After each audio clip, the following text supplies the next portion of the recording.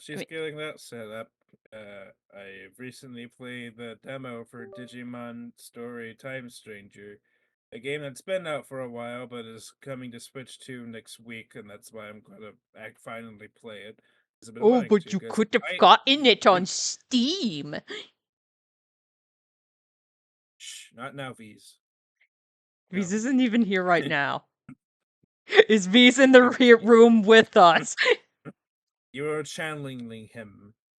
You were channeling the V's. It was close enough. Do we need to give context for that? Her brother, which we call V's, likes to say, he could just get this thing on Steam. And it's like, no, I can't. My computer won't run that shit. His computer is literally a fucking, potato. Yes.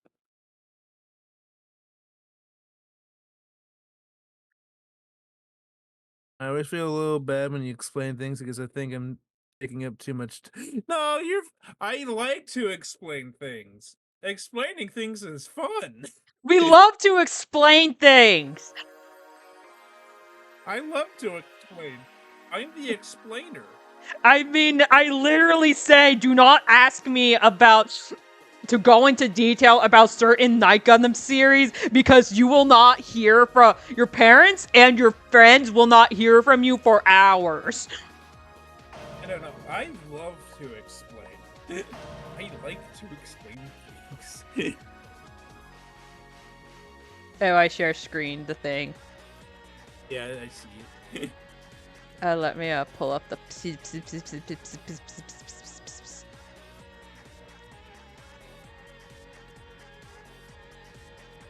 Oh, I have to modify the capture.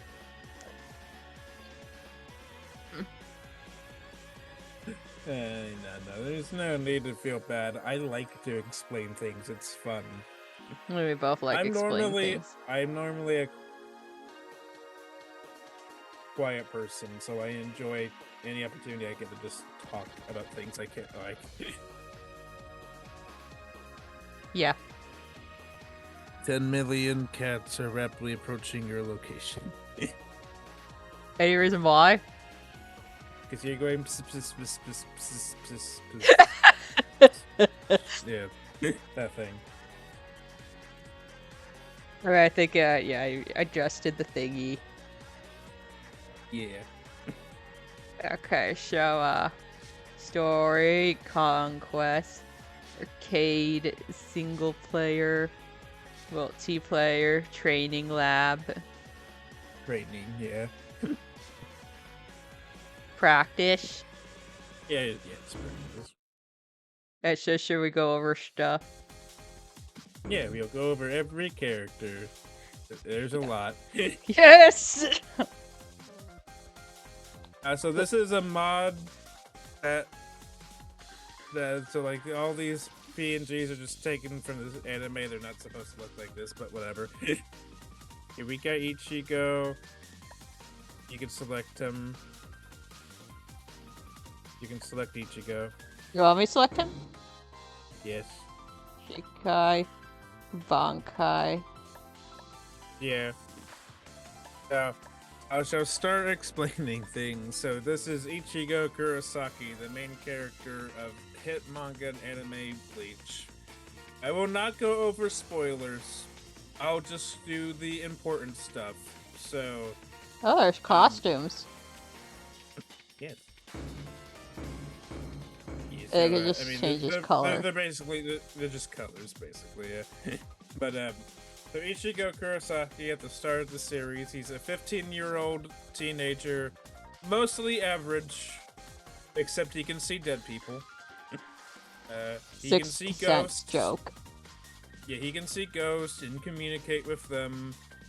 And he lives a mostly average life with his dad and his two little sisters. He's very protective of because since he's an anime main character, he has a dead mom. Yes. That he blames himself over because she died protecting him. At least that's how everything looked from his perspective. But he blames himself for that. I'm not going to spoilers. Don't do that. I know. Look forward to the Blood War, everyone. Yes. But one Or fateful joke. day, but one fateful day, he meets a Soul Reaper or Shinigami, Death God, whatever, named Rukia. They get attacked by a giant monster called a Hollow, which are basically evil spirits, and the Hollow's going to kill Ichigo's sister. So, in act of desperation, Rukia transferred her powers over to Ichigo, turning him into a substitute Shinigami, which is the form we're looking at right now. Also, Shinigami is translated as Soul Reaper. I think we should note that. Yeah, so substitute Soul Reaper. Hold on. Okay, have fun. Yeah.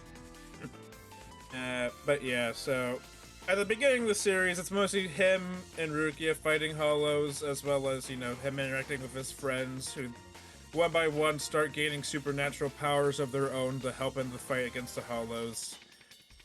And eventually, more stuff happens and endangers his friends and family, and that's why Ichigo keeps fighting against literal gods and eldritch abominations with a giant-ass sword. Okay, I'm just making sure. Does this just go up to fake Karakura arc? What? This goes up to fake Karakura, but before the end of fake Karakura. So we're not going to get to like the ending of fake Karakura. Just like no, we don't have. No, we don't have the best arc. No, we don't have Fullbring. The Fullbring arc is the best arc for its narrative. I won't go into spoilers, but we stand the Fullbring arc in this house. Yes. I mean, if you love character analysis, character moments, character writing, if you love just focus on the characters and how they feel and their thoughts, if you just love character analysis, that is basically the Fullbring arc. It also is the arc that has everyone's favorite uncle, Tsukishima. I won't explain that joke. Anyway. This arc helped me process my trauma. That's not a joke. No. You will understand why when you watch her read it. Yes. But yeah, as a Soul Reaper, Ichigo fights with a sword called a Zanpakuto. Every Soul Reaper has one. Every Zanpakuto is unique because they're based off the soul of the wielder. So no one Zanpakuto is the exact same. Ichigo's Zanpakuto is called Zangetsu. It's a giant-ass sword that shoots a laser beam. That's a good Tensho. It's a good Tensho. And then not every Soul Reaper, but Soul Reapers can unlock a second form called Bankai, which is his transformation. Ichigo's is Tensa Zangetsu, where the big-ass sword becomes a smaller sword, but he becomes even faster and shoots even bigger energy blades.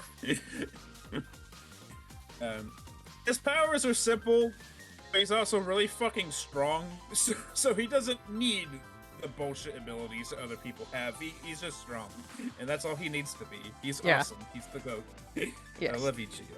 He's number one. Yes, that's the name of his theme song. Number one. Yes. That's the joke. Yeah, but I love Ichigo. He's great. Again, I'm not going into too much detail because I don't want to spoil anything, but yeah. Yeah, in case you want to watch it. Yeah, I'm just giving basic information. His mom being dead isn't a spoiler. We learned that very quickly. Anything beyond that is. Yes. But more specifically, I would recommend that you read the manga until you get to the Blood War arc and then just watch the anime. Yes. Because the anime is basically the ideal adaptation. Because they offer Taikuba when he got to the final arc, his health started declining. So he had to cut corners here and there because of his declining health.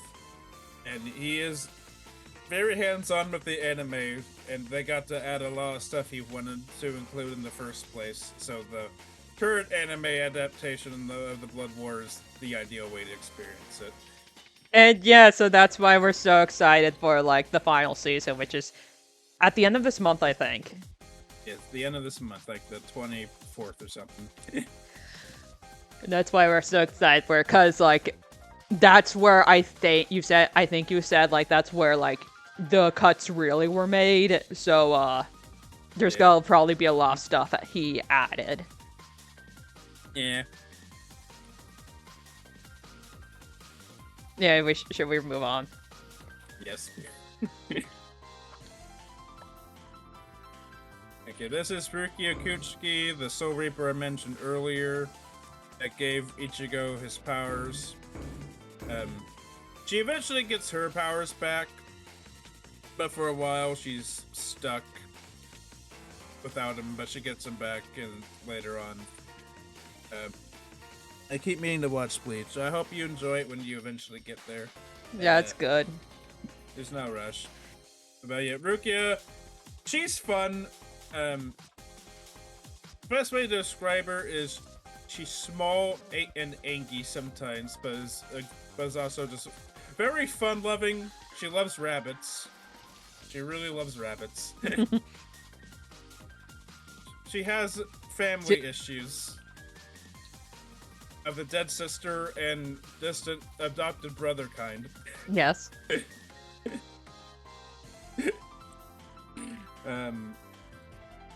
She almost got executed by her brother. Let's not worry about that. But yeah, she basically acts as Ichigo's guide as to being a Soul Reaper and is one of his closest friends and trusted companions, and is always there when she's needed, and she's cool. And her Zanpakuto is Sode no Shirayuki, which is an ice-based Zanpakuto where she can control the temperature and freeze things. And it's cool. So the name of her Zanpakuto like literally translates to something like sleeves of white snow. Yeah. Yeah, she's cool. She's small. She is very tiny.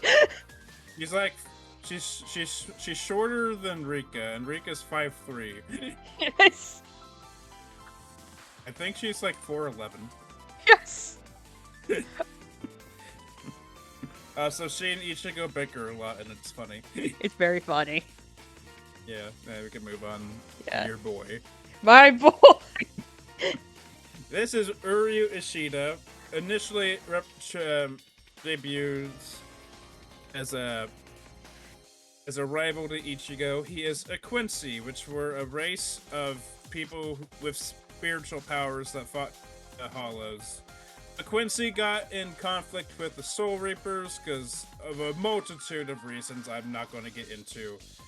And most of the Quincy got eradicated. So Uryu is commonly referred to as the last Quincy on Earth.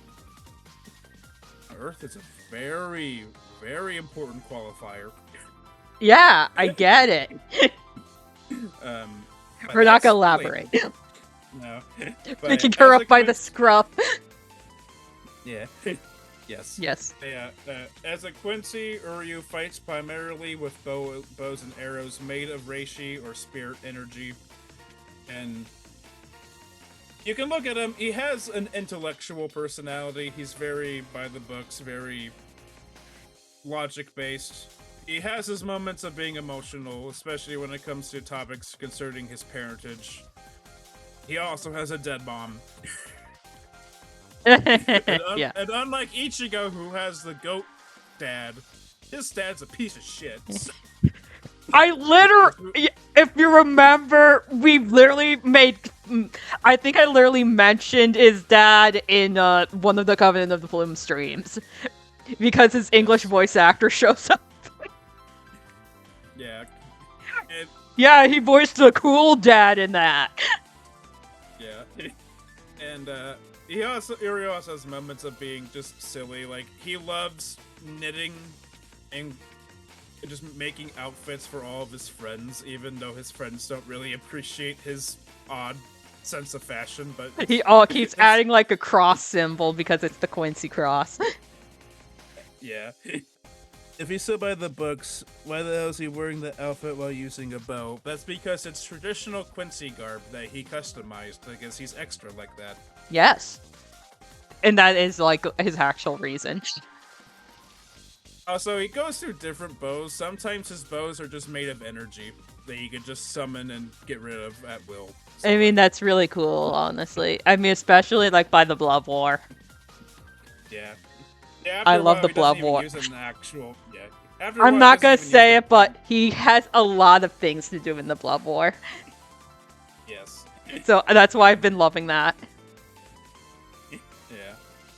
Well, let's just say he's arguably becomes one of the major characters in that. He is, yes. Yes. I mean, he appears on the posters for a lot of the arcs. So. It makes sense. Cores, yeah. We're not elaborating why. Yes, and so yeah, initially his arrival to Ichigo, but after a while they become good friends. But you can't pull the string back fully worrying that is he stupid. Don't have a sibling in archery. You see, it's fine because he doesn't actually have a bowstring sometimes. He just makes an arrow and shoots it. Yes. With spirit power. That's literally it. Sometimes it's more like a crossbow, I think.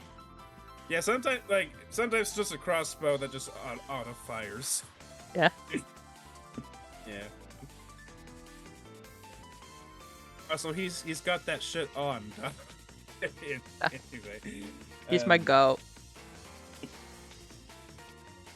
But yeah, no, the phrase is my boy. Yes, but yeah, he and Ichigo become friends. He's cool. We can move on. They become friends even if he doesn't want to admit it because he's a Quincy and he's a Soul Reaper and they don't get along. Yes, but then Uryu uses logic of, well, you're not actually a Soul Reaper, you're a substitute, so I can be friends with you. Yes. Yes. Anything to justify him actually liking Ichigo. Yes. Or like when he does work alongside other Soul Reapers, he's like, oh, I'm not working with you, I'm working with Ichigo who's working with you. Completely different. Fucking God.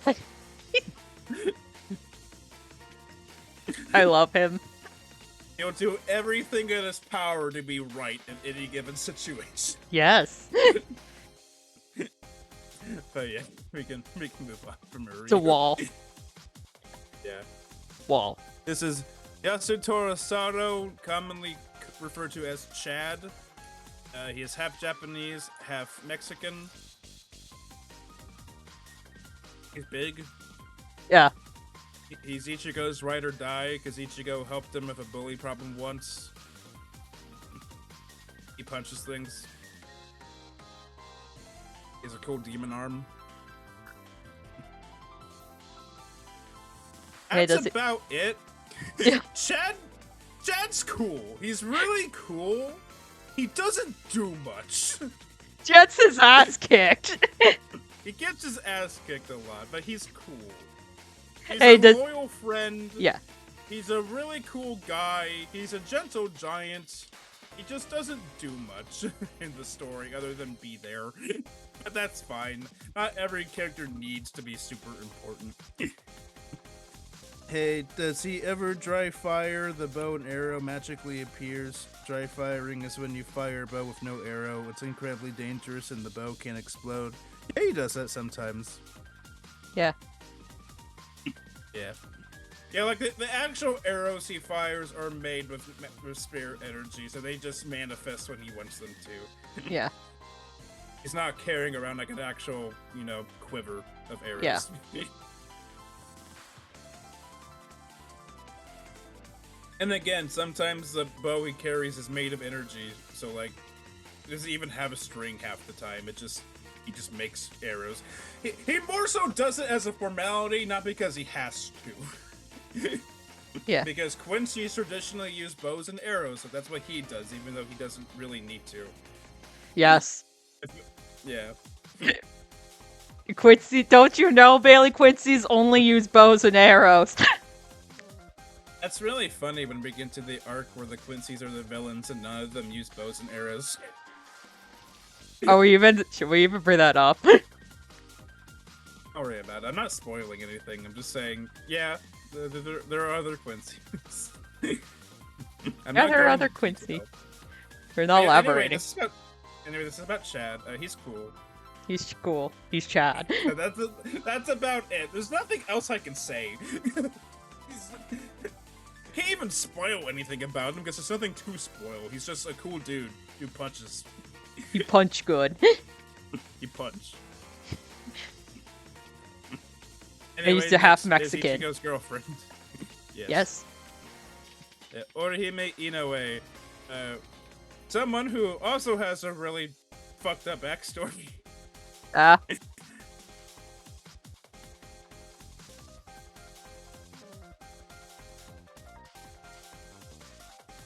Do I elaborate?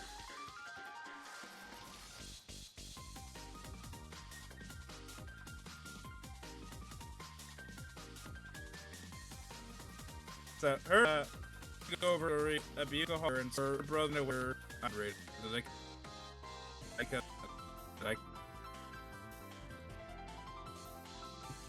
Hello. You might have to repeat it because you came out like kind of like jumbled. I blame my computer. Anyway, I was elaborating. Her backstory is she and her older brother ran away from home because their parents were alcoholics and abusive. So she lived with her brother for a time. She got bullied a lot at school for having orange brownish hair because that's unnatural. Ichigo was also bullied for having orange hair. And people thought it was dyed. It's not. He's just like that. And then one day her brother died. In a car accident. In a car accident, and then she carried her brother's dying body to the Kurosaki Clinic, which is Ichigo's house, because his dad's a doctor. And that's when Ichigo first met Orihime. And while Ichigo was just a kid at the time, because so was Orihime, he did try to help because he knows what it's like to lose a... Yes, she's ginger. She's also the bread girl. Yeah, the bread girl. She loves bread. So, despite having a really sad backstory, she's the most lively, bubbly, happy-go-lucky person you will ever meet. She is literally the nicest character in the whole series. Yes, and that manifests as her power. Her power is called Soten Kishun. And at first, it just seems like a healing ability. She can heal any injury, including, like, lost limbs. She can just regenerate limbs. Turns out her ability isn't to heal, it's to reject reality. So she sees, like, the reality of someone being hurt, and she's like, I reject that, and now they're no longer hurt. Yeah. Her ability is honestly terrifying, so it's a great thing. It belongs to a pacifist.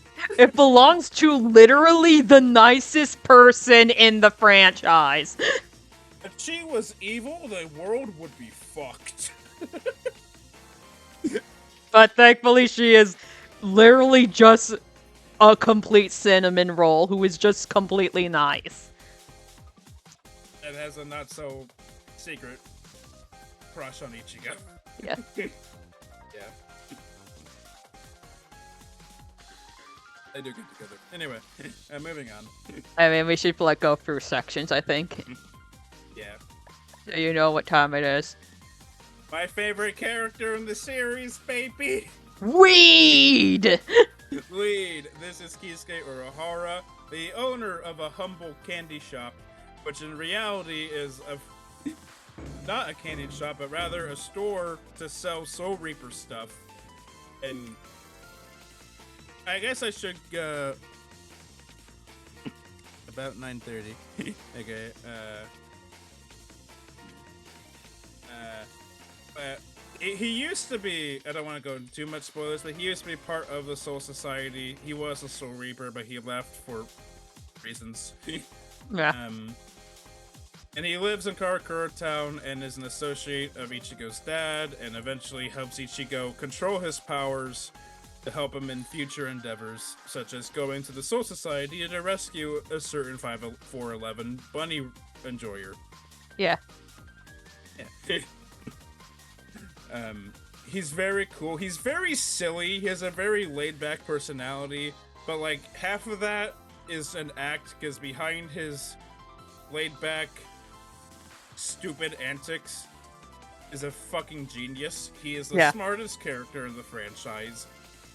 Like, the only one that comes closest is one of the main villains of the series. And even then, even the main villain's like, you know, you're still smarter than me, and I hate that. Yeah.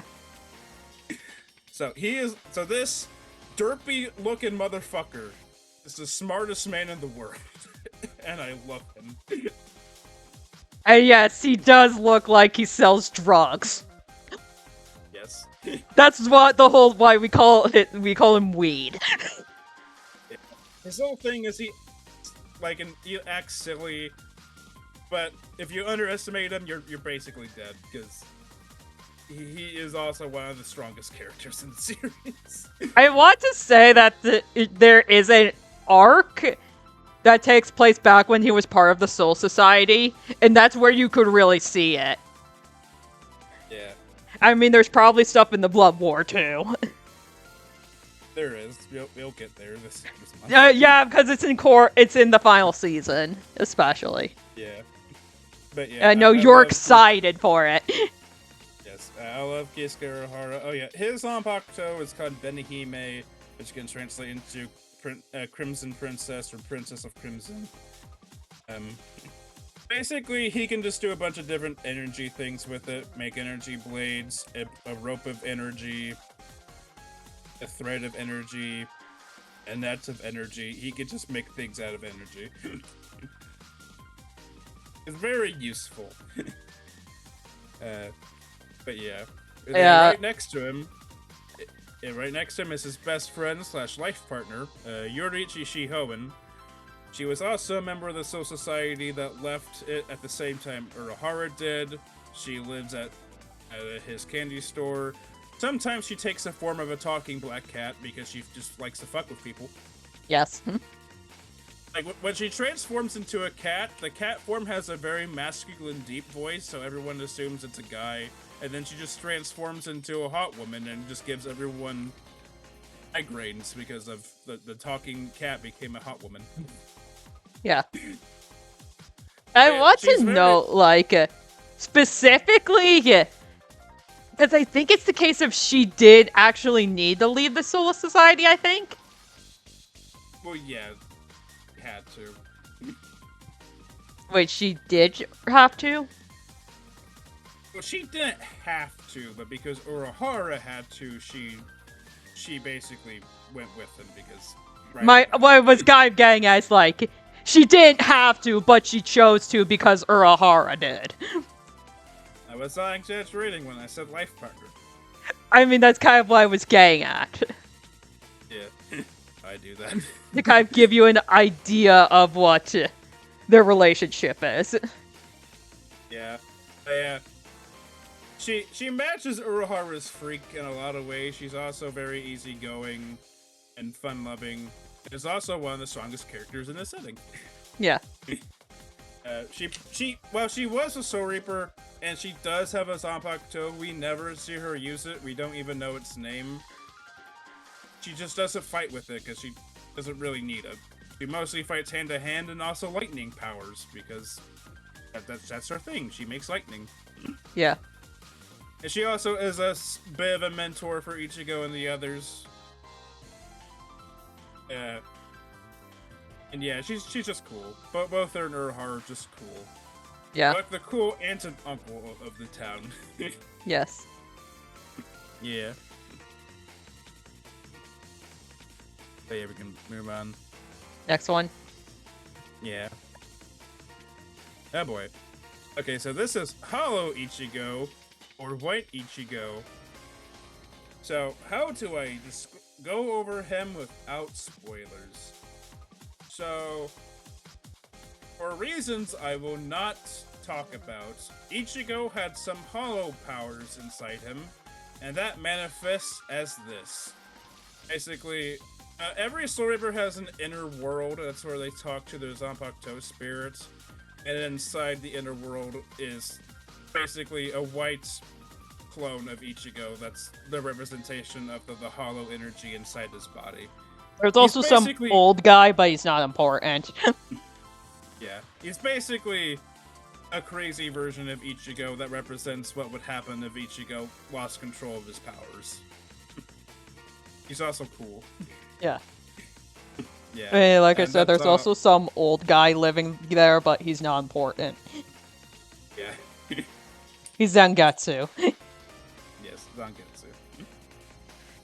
Yeah, we can move on from White. Okay.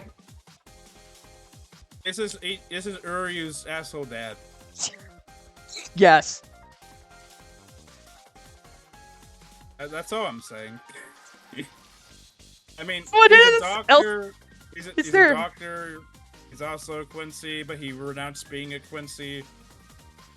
He only fights like a handful of times. He looks cool. You can see where his son got his sense of style from. He's also a jackass. Yeah. But yeah. Moving on. But this is also Uryu. He uses a thing to make himself stronger. Don't worry about it. Moving on. I guess we could do this arc then. Yeah, now we're at the Soul Reapers proper. The first category was like Karakura Town people, and now we have Soul Society. Which, the Soul Society is basically an afterlife. It's where souls go to when they die, at least in Japan, because every continent has its own Soul Society branch. Bleach just follows the Japanese one, because, duh. We briefly, I think, in one of the streams mention a series called Burn the Witch. Yeah. And that specifically takes place in, I think, the Europe branch, I think. Yeah, the Europe one. Because instead of samurai, we have witches and wizards. Yeah. Yeah. But yeah, this is Byakuya Kuchiki, captain of, I think, the 6th Division. There Squad are 13... 6, I think. Yeah, 6 squad. There are 13 squads, each with a captain and a vice captain. The captains are, of course, the strongest the Soul Society has to offer. Obviously, by the last name, he is Rukia's older brother, adopted. He adopted her. She was not originally a Kuchiki, but she was adopted into the family because Byakuya's late wife was Hisana Kuchiki, who was Rukia's older sister, and at her deathbed begged Byakuya to adopt her little sister that she left in the slums. And so that's how Rukia came to be a Kuchiki. At first, Byakuya appears to be very cold and stoic, and he is. But he's also a very honorable man who sticks by his convictions no matter what. And when you become a friend of his, or at least when you gain his loyalty, you'll have his loyalty for life. And he displays that beautifully in the Fullbringer arc. Yes. I won't elaborate on why, but he is... I mean, I know exactly why, but just know the Fullbring arc is the best arc of Bleach. That's all I'm saying. Of Ichigo, but over time, Ichigo he earns Byakuya's respect, and Ichigo, yeah, basically Byakuya respects the fuck out of Ichigo after a while. Yeah. His Zanpakuto is called Senbon Zakura, which turns into these cherry blossom petals. There are actually a bunch of micro swords that have the cutting power of a regular sword, so he can just swarm you with flower petals and cut you to death. Yes. And then his Bankai is Senbon Zakura Kagayoshi, which is like that on crack. Yes.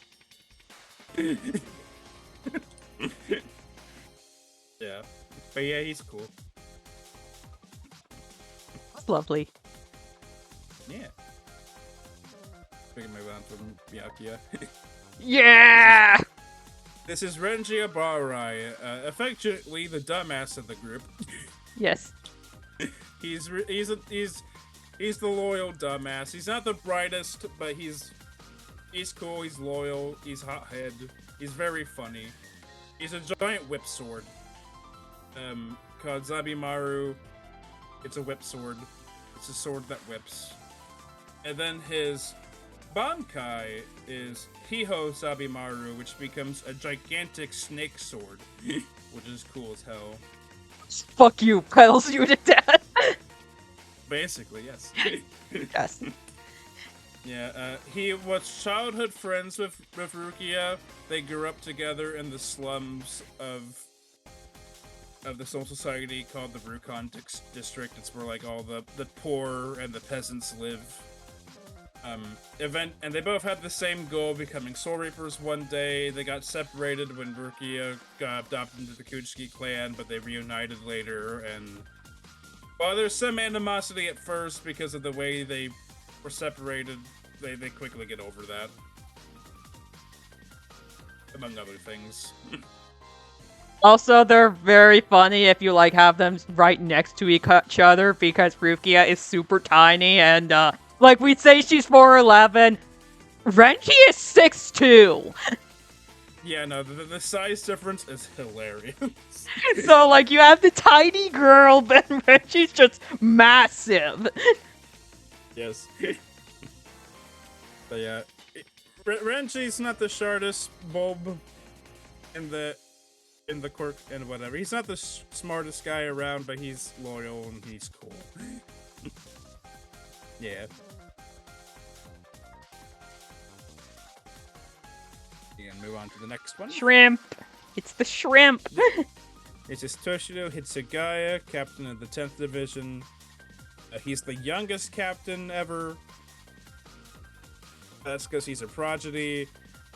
He's not arrogant, but he tries to act like he is. He tries to act becoming of a captain, but he has his moments of immaturity because he is, in Soul Society standards, he's still a teenager because he's like over like 100 years old, but everyone else is like over 1,000. So like, He's comparatively a kid.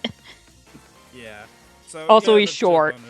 Yeah, he's a bit of a chip on his shoulder, but he's an overall cool guy. He's nice when he can be. But he tries way too hard to be a mature adult, but he really isn't. He's also short. He's very short. He's not as short as Rukia, but he's short. Yeah.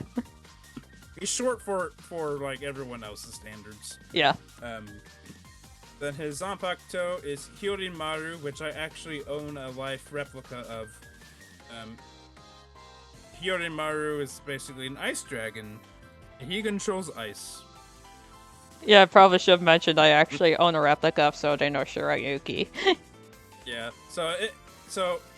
but while he controls ice, it's different in the way Rukia does, because Rukia doesn't control ice, she controls cold. She can manipulate temperature. Hitsugaya is just straight up ice. Any water around, any moisture, immediately turns into ice. So, yeah. And then his Bankai is,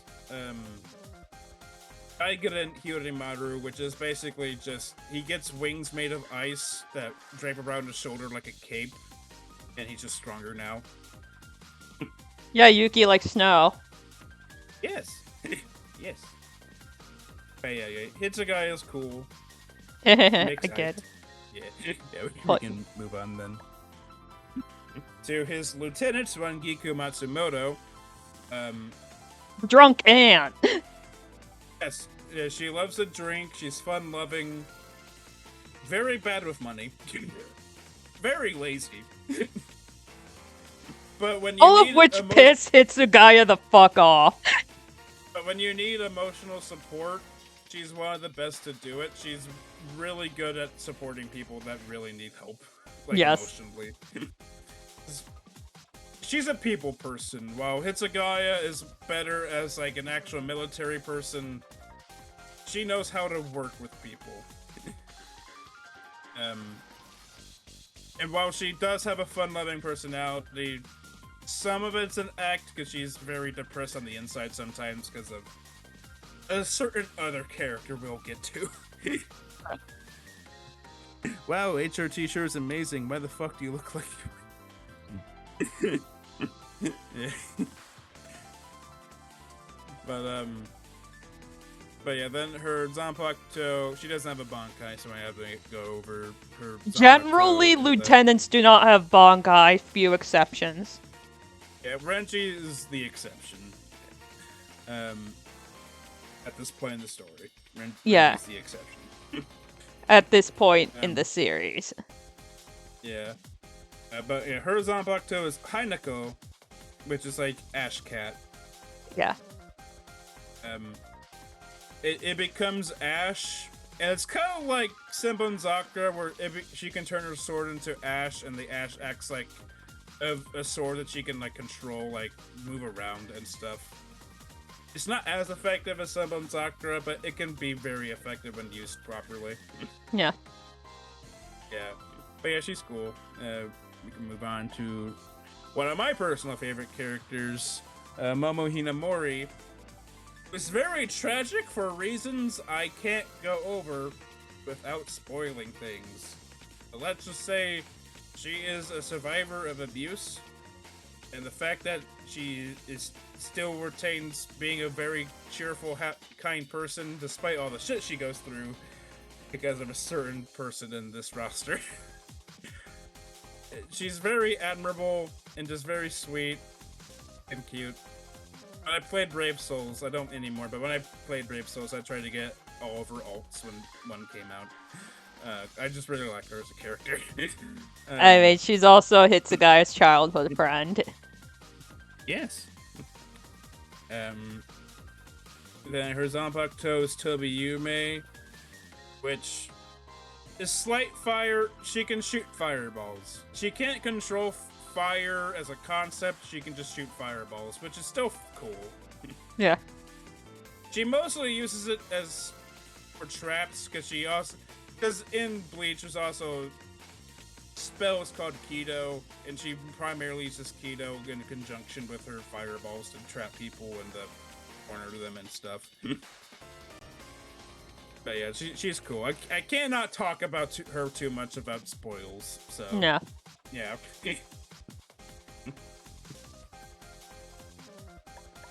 But I guess next. This is Soifun. She's the captain of Squad 2, which is the Stealth Squad, the Assassination Squad. She used to be a follower of Yoriichi, because Yoriichi in the past was captain of Squad 2. But then when Yoriichi dipped out with Urahara, that made Soifun bitter. And she overall has a very angry disposition. She has moments of being kind, but usually she just has a gigantic chip on her shoulder. And she really hates Urahara. Because she blames Urahara for taking away Yoriichi from her. Yes. Soifun is an unabashed lesbian. Like she's actually in love, literally, with Yoriichi. Yes. Yeah. She's fine. I'm not the biggest fan of Soifun because I find her better than you attitude to be annoying at times. But she's not the worst character either. She's fine, really. I mean, yeah, there's a lot worse characters. She has her moments of being cool.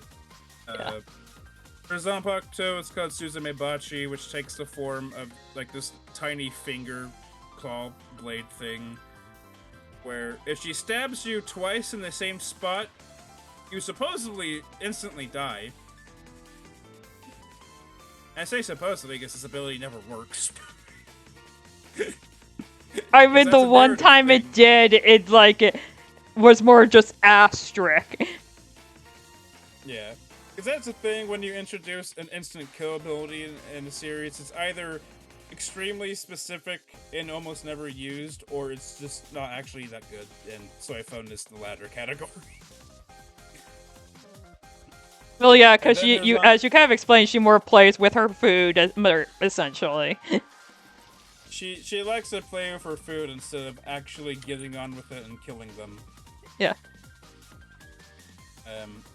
Then her Bankai, which I can't remember the name, it becomes a missile. Yeah. Because nothing says stealthy assassin like fuck you missile. Yeah, that's why she hates it. Yeah, which is funny because of course Zanpakuto are a manifestation of the user's, personalities and souls. And because Soifone deep down is just a very loud and angry person. her ultimate weapons is a fucking nuke. Yeah. She got punked. Yes. She did get punked. But yeah, we can move on from her. This is the goat Kenpachi Zaraki. At this point of the story, his Zanpakuto doesn't have a name. So, yeah, I don't need to go over that. I mean, you actually don't. Yeah. He is the captain of the 11th Division. With the 11th Division specifically, it's the combat. They're all combat divisions to an extent, but the 11th is like the foot soldiers, the one that go out first and die in bloody battle because they love fighting to the death. And basically Kenpachi kind of perfectly embodies that. All Kenpachi cares about in life are two things. The next character we'll talk about, and fighting. This dude loves to fight. You see the eye patch he wears? He doesn't need that. The eye patch works as a power limiter. He limits himself so he can enjoy fighting more. He just loves to fight. He's loud, he's bombastic, he's fun. He's not a complicated character. Like, there's nuance to him. There's definitely nuance to him. But what you see is what you get. A fucking lunatic, and he's awesome. Yeah. Just know, like, if you're fighting him and he takes that eye patch off, you should be shitting yourself. Yeah. And if he puts two hands on a sword instead of one, you're also fucked. So, because he purposely limits himself while fighting in order to enjoy the fight. So when he starts taking a fight seriously, you're basically dead. More fireworks. I hate them. When we used to have a pool, the gross little fireworks garbage and shit end up in it, and we constantly had to skim that junk out. Man, that sucks. Also, yeah. Yeah, I'm not a fan of fireworks that much either myself. Yeah. Yeah. But yeah, we can move on from Kenpachi. Now we have Yachiru Kusajishi, the tiny child that rides on Kenpachi's shoulder. She's the lieutenant of Squad 11, but mainly because of nepotism, and not because she's actually that strong. She's basically Kenpachi's daughter, not by blood. She's just a tiny child he found one day while killing people. And it's like, you're mine now. Yes. Of course, there's a bit more to her than what you think, but that's spoilers. Yeah. On the surface, she's just a bubbly, cute little girl that loves candy. She's comic relief. Mostly, she's fun. She's funny. Yes. Yeah. Now, moving on to who should actually be lieutenant, but isn't because nepotism. Ikaku Madarame. But with every character younger than him ever, yeah. Yes. This is Ikaku. He's bald. Bald! He's voiced by my favorite Japanese voice actor ever, Nobuyuki Hiyama. So yeah, we're gonna definitely show gameplay of him at some point. Basically, take what I said about Kenpachi loving to fight and just put that on the Ikaku, and there you go. He also loves to fight. He takes any opportunity to fight. He also has a Bankai. It's not that good, but he has one. His Zanpakuto is called Hozuki Maru, which takes the form of a 3-section spear that he can assemble and disassemble whenever he wants to catch people off guard. And then his Zanpakuto, his Bankai is Ryumon Hozuki Maru, which turns into a giant thing. Just like 3 giant blades attached to chains that he just swings around somehow, because fuck physics. Because it's a shonen anime, that's why. Yeah. But yeah, he's not a complicated character. He just loves to fight. He's hot-blooded. He's bald. Bold. And now for his bestie. Umechika. He is, I guess, the beauty to Nikaku's beast. He has a high opinion of his beauty. He's very vain. He's a very vain man, but it's usually, like, to a comical extent. And you think he would be in any division other than the murder to death division, but no, he also loves to fight. He loves to kill people. Well, specifically hollows. He likes to kill. He's also just very obsessed with beauty. It's like, he's a walking contradiction, but he's funny. Also, he's actually, I think, the 5th siege, specifically because the kanji looks beautiful. Yes, he could be 4th, but he chose to be 5th because his love for aesthetics is that high. And of course, like, the highest one he would have wanted was 3, but I think he says himself that's Ikaku's thing, because belongs to Ikaku. Yeah. Mettaton Undertale, yes. Basically, if Mettaton was voiced by Jun Fukuyama. Or Brian Beacock. You in fucking Monokuma from Dang It Grandpa? Yes. Yes, I mean Dengaku Man from Boba Boba Boba Boba Boba Boba. Yes. Yes. He has his Zanpakuto. He doesn't have a Bankai, but he does have 2 forms because his Zanpakuto, I forget its name, but at first he Kujakumaru. mispronounces. Yeah, thank you. He mispronounces it on purpose to transform it into a lesser, not that useful form, where it just turns into these like 4-pronged sword thing you see here. But his real Zanpakuto is an energy-based one, and he keeps it a secret because if the others in his division found out, they kick him out. Yeah. Because they have a very no stupid magic bullshit rule in that division. It's like the only abilities that let you cut things better. So he keeps his true abilities a secret. So in reality, his true Zanpakuto is basically a Bankai if you want to look at things narratively. Yeah. Yeah. But yeah, he's funny. He's a peacock. Like, literally, his spirit creature thing is a peacock. Yeah, because the Zanpakuto do have spirits. Yeah.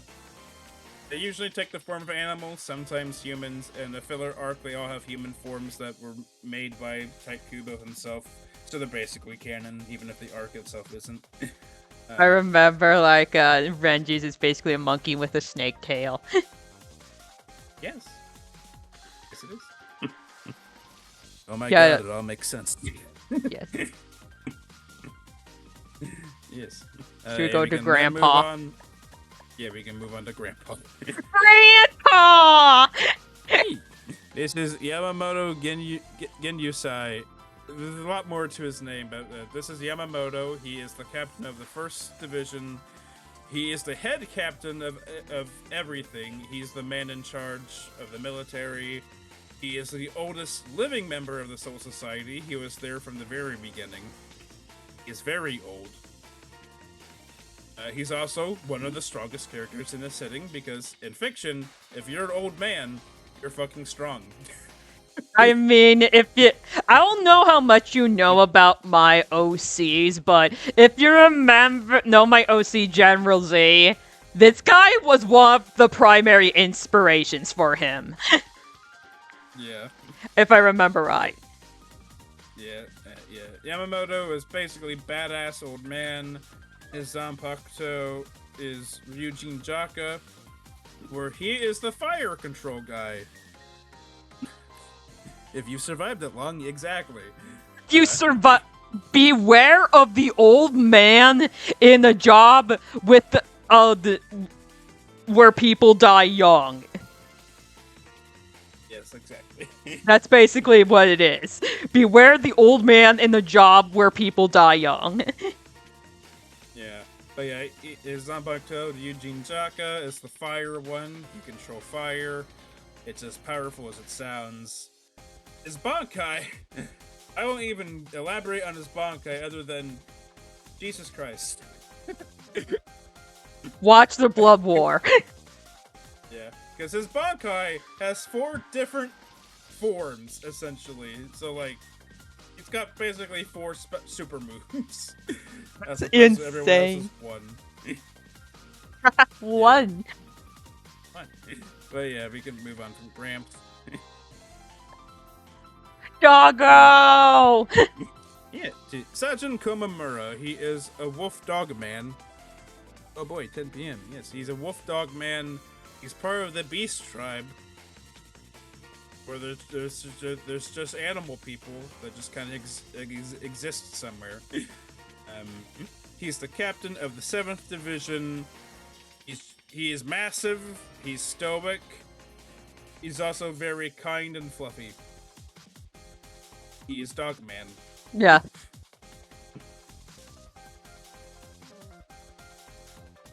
Dogman. His Zanpakuto, I forget its name off the top of my head already, but you can basically manifest a giant Hokujo Tengen Myo.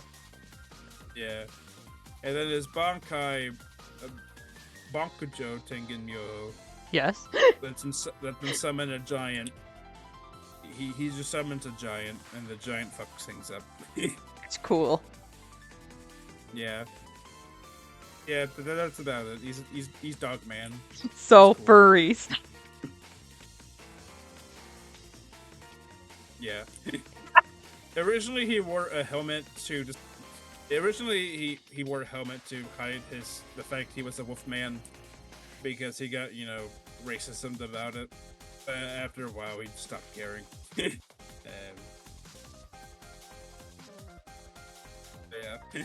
Maybe we can move on. To Jusho Ukitake, our resident sick man. Yeah. He is sick with anime dying disease. I am not going into specifics because that is spoiler. Yes. He is a captain of the 13th Division. That's the division Ruki is a part of. He is a very kind soul, very, supportive, just overall the nicest man you'll meet, who also has a body count in the millions. Yes. And despite being constantly sick all the time because of his disease I'm not talking about, he is still one of the strongest characters in the sitting. Yeah. He doesn't fight too much because of his sickness, but when he does fight, yeah. Why can't people die normally? Yeah. Why can't people die? Fiction. But yeah, maybe we can move on to Ukitake's best friend, Shinsui Kiraku. The drunk, and one of the coolest characters in the series. Like Urohara, he has a very laid-back personality.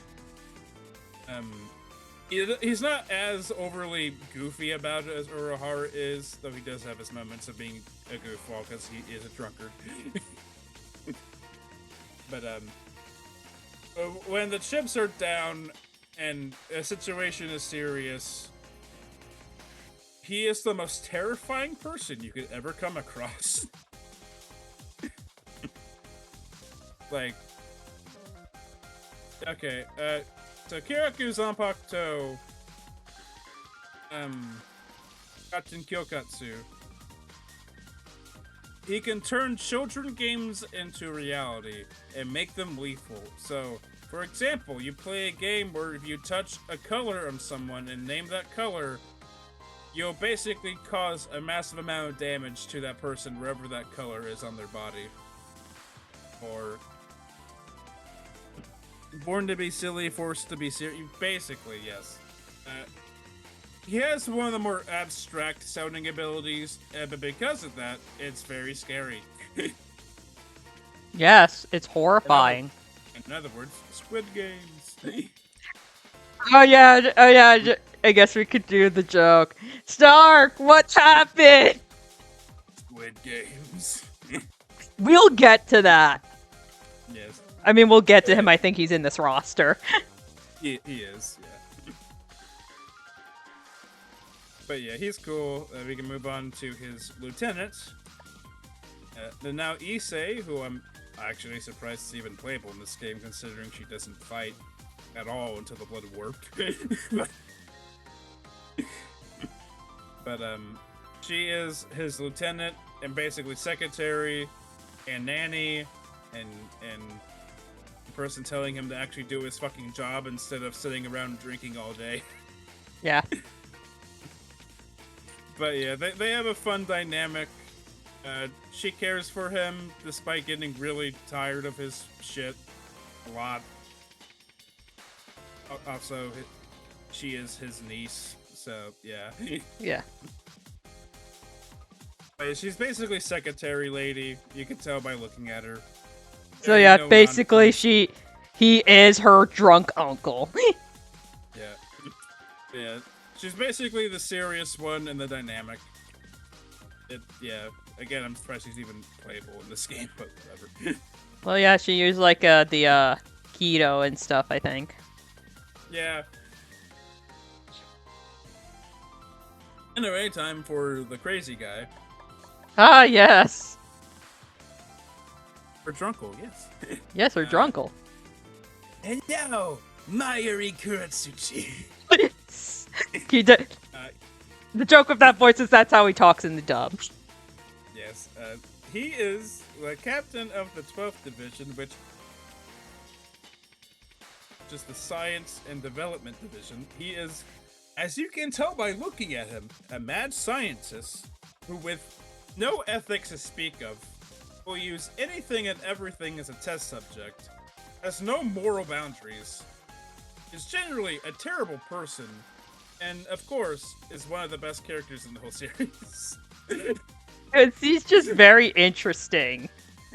He's very interesting. He's very unabashedly just a psychopath who loves science, and like, he's not even evil, he's just an asshole. Like, he's done some really horrible things, like, part of the Quincy genocide is his fault, but Yes. Yeah, let me just say his fight with Uriel was amazing in the first, in like the Soul Society arc. Is it the same boundaries as the guy from Full Metal Alchemist? Worse! I'm gonna assume you mean Kimberly? No, it's the guy that fused, I think, the dog and his daughter. Oh, that guy. Oh, yeah, Show Tucker, yeah.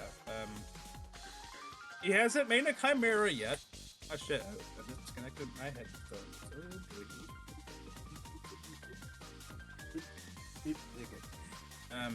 Yeah, but I think he did worse.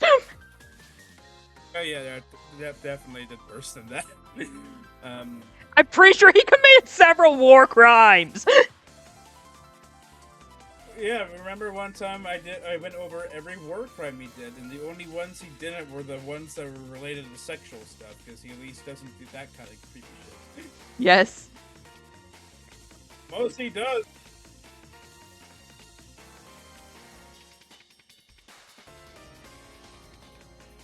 And so much poison. And so much poison. So much poison. I think it was Full Metal Alchemist. Yeah, it was. Yeah. But yeah, he is crazy, but also so entertaining. His Zanpakuto is Ashisogi Jiso, which is the first form is like this weird sword with a baby face on it that he just stabs and ejects poison with. And then his Bankai, Konjiki Ashisogi Jiso, takes the form of a gigantic baby with swords for a stomach that spits out acid poison at people. Yes. Yes. It is right, yes. Yeah, body horror. Yum. Yes. Anyway, let's move on. And this is Nemu Kurotsuchi. His daughter, kinda. She is an artificial creation. She's not like a normal person in that regard. She was made artificially. She's not a robot. He just literally just artificially created life because he's a scientist that wants to see how far science can go. Yeah. But basically, she is his lieutenant and main assistant, and is quiet, loyal, funny. Yeah. She kicks pretty hard. Very deadpan. Yeah, very deadpan. You test your baby, basically. Yeah.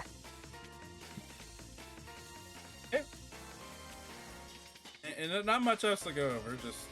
She's like the straight man of the comedy duo. Yeah. But yeah, then moving on to the emo guy next to her. The emo!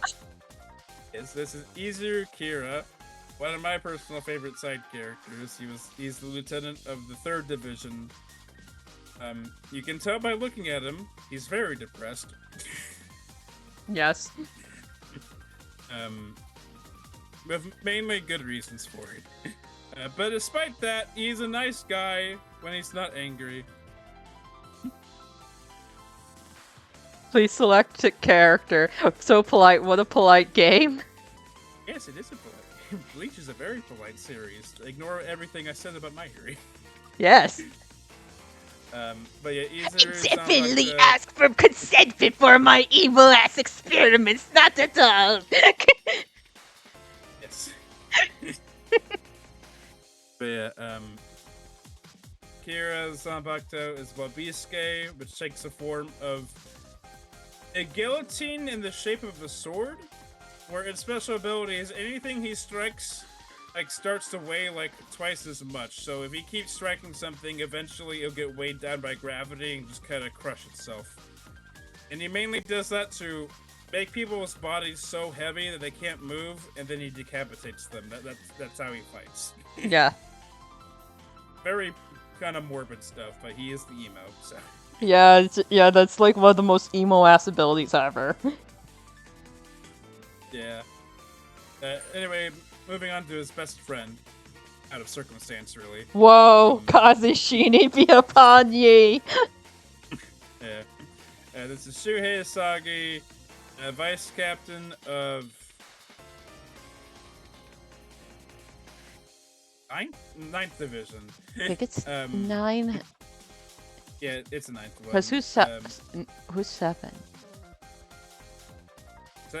7 is Gomamura. Okay, I've been making sure. I think I have a harder time naming a character who asked permission for the experimental bullshit they did. Cough, cough, Susie Haltman. Yes. Technically Urahara. That's because he used himself as the guinea pig. Yes, you see, he doesn't need to ask himself for permission because it's in. Anyway, this is Shuhei. He's cool. He has a big sense of justice. If you're wondering why he has 69 tattooed on his face, it's not a sex thing. It's a number meaning thing. Because in the past, as a child, he was saved by the previous captain of the 9th Division, and that's why he has the 9 on him. I forget why the 6 is there, but I think it's like another name thing. No. But anyway, he's cool, big sense of justice. Also kind of emo, but not to the extent that Yuzuru is, where he's just kind of comically emo. Isaki's Zanpakuto is Kaze Shini, which takes the forms of these two scythe things attached to a chain that he can throw and use like a yo-yo scythe. He does have a Bankai, but that gets revealed in a light novel that takes place after the final arc, so I'm about it. I was about to say, that's why he's not elaborating. Yes. Whoa, Kaze Shini be upon me. Yeah, that's what we're referencing. Yeah. Anyway, next to him is the past version of Urahara when he was the captain of the 12th Division before Mayuri took over. Look at how clean he is. How not weed he looks.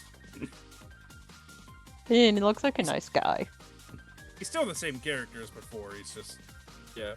I mean, more specifically, he was the founder of, like, the whole idea of the 12th being the R&D, I think. Yeah, because there was something else before. Urahara is a scientist at heart. Yeah. Yeah. Yeah, we already talked about him. We can move on. Yeah, just know, like, this is from the... back when he was in the Soul Society. Yeah. This is Tesai, who is another one of Urahara's best friends, specifically his past version, because he does live in modern day at Urahara's shop as an employee there. He was the captain of the Kido Corps, which is not like a court squad like the others, but it's just like another branch of the military. Yeah. There's really not a whole lot to talk about with Tesai. He's like Chad. He's Urahara's Chad. He's big, he's quiet, and he's loyal. But instead of punch good, he magic good. That's his thing. He magic good. Yeah. Yeah. There's really not much else to say about Tesai. He doesn't do a whole lot. Yeah. Next we have non-canon character Sana. Basically the main character of the first Bleach movie, Memories of Nobody. She is a Soul Reaper that no one has any recollection of. And I don't want to spoil that movie because I genuinely think Memories of Nobody is a very, very good narrative. That is. And Kubo considers it canon. So for all purposes, Sana is canon as far as Kubo's concerned. So she's canon. She's not in the manga in any way, shape, or form, but if he says it's canon, then it's canon. Because like that's like the one movie he actually worked on the plot for. The other three he didn't really have any involvement with.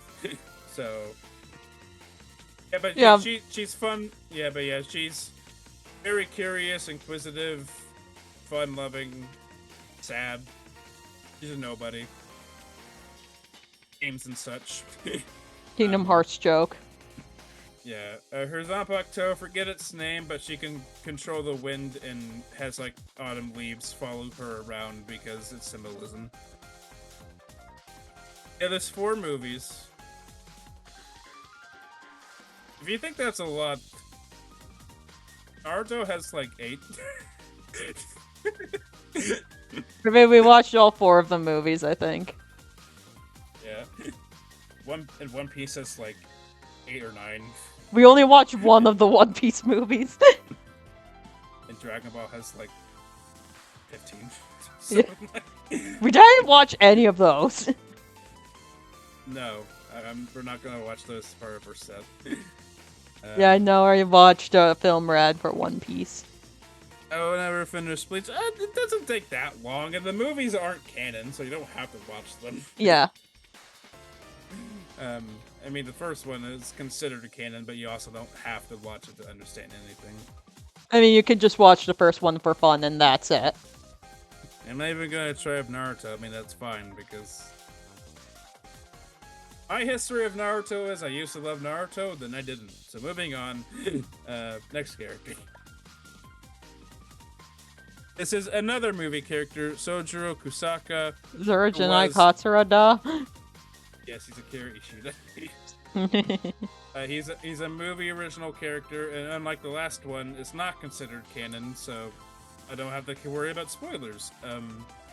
He was childhood friends with Hitsugaya, awakened to somehow the same Zanpakuto as Hitsugaya, Hirimaru. And then the government is like, hey, no, you can't do that. You can't have two of the same kind. And so they set Kusaka to be executed. But he managed to escape and swore revenge on the Soul Society. And Yeah, I forgot how stupid this plot was. Yes. Especially with the old Zanpakuto come from, like, the user's personality. Yeah. I remember one time someone like at a Q&A asked Kubo about it, and he's like, I was not responsible for that. Talk to the anime staff.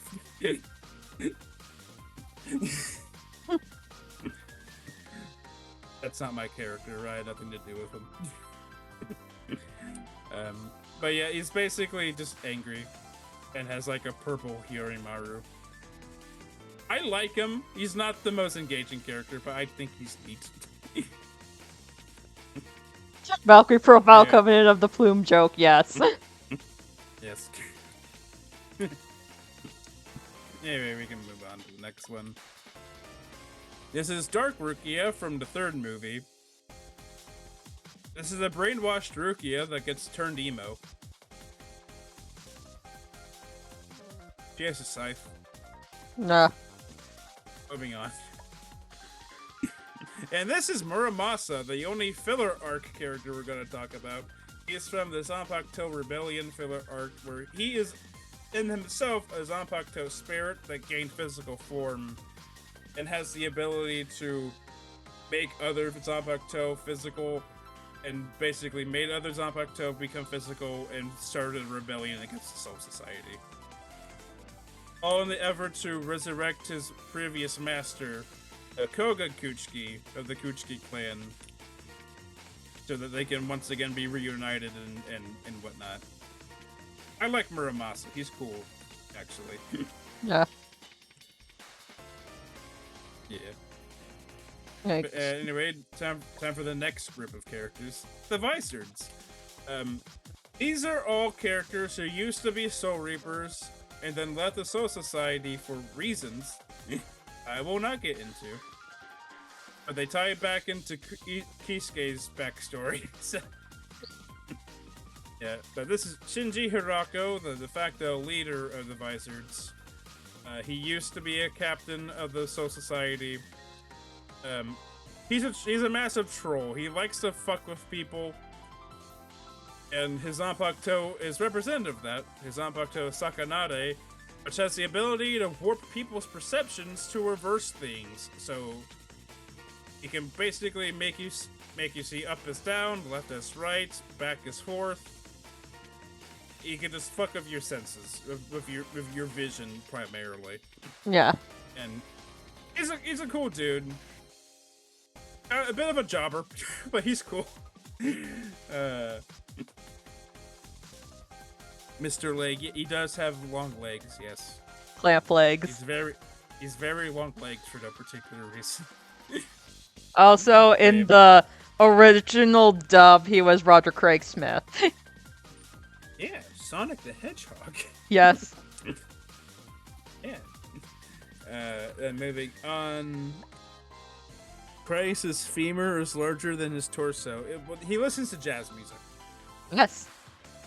I don't know what that has to do with anything, but I had to mention that at least. He loves jazz music. He loves jazz music. Yeah. This is Hiyori. She was also, of course, they were all members of the Soul Society. She was the lieutenant of the 12th Division, but left at the same time Urahara did for reasons.